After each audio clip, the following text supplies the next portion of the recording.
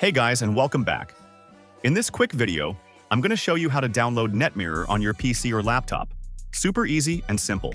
If you find this helpful, don't forget to like the video and subscribe to support the channel. Alright, let's get started. First, you'll need to download the BlueStacks app. Just open Google and search for BlueStacks. Go to the official website and click the download button.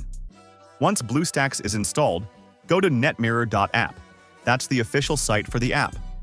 Scroll down a bit and click on Download Now. You might see a few ads pop up. Just skip them and go back to the page. Then, click on Download NetMirror app again. As you can see, the app starts downloading inside BlueStacks. I've already downloaded it, so once the download is complete, click the file icon, then double-click NetMirror. BlueStacks will open automatically, and you'll see the NetMirror app right there. Just click on it to open, and you're good to go. And that's it. You've successfully downloaded and installed NetMirror on your PC or laptop. I hope you found this video useful.